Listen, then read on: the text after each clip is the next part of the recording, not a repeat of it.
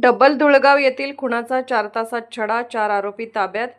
सांगलीच्या तासगाव तालुक्यातील डबल धुळगाव येथे धुळगाव ते सांबरवाडी रस्त्यावर घोलाचा ओढ्याजवळ अनोळखी इसमांनी राजीव खांडे वय वर्ष 38 राहणार डबल धुळगाव यांचा 26 नोव्हेंबर रोजी धारदार शस्त्राने खून केला होता।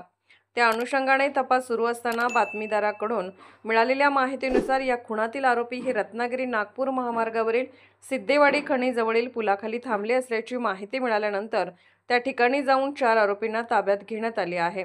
आनंद उर्फ विनोद प्रशांत लोखंडे वय वर्ष 19, गिरीश कुमार उर्फ मारी गुंडराज चंदन शिवे वय वर्ष 19, दोघेही राहणार सोनी तालुका मिरज, आयुष परशुराम कांबळे वय वर्ष 22 राहणार जांभळी तालुका शिरोळ जिल्हा कोल्हापूर व विशाल माणिक धेंडे वय वर्ष 27 राहणार धुळगाव या 4 आरोपींना ताब्यात घेण्यात आले आहे।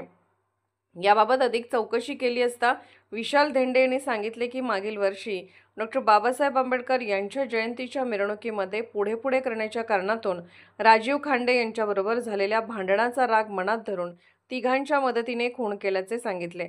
या खुनाचा अवघ्या 4 तासात सांगली डीबी पथकाने अत्यंत कौशल्याने तपास करून आरोपींच्या मुसक्या आवळल्या आहेत। वरिष्ठांच्या मार्गदर्शनाखाली स्थानिक गुन्हे अन्वेषण विभाग, सांगलीचे पोलीस निरीक्षक सतीश शिंदे, सहाय्यक पोलीस निरीक्षक पंकज पवार तसेच पथकातील सागर लवटे, नागेश खरात, दरिबा बंडकर, संदीप नलावडे, सागर टिंगरे, अमर नरळे, अमीरशा फकीर व पथकाने कारवाई केली आहे।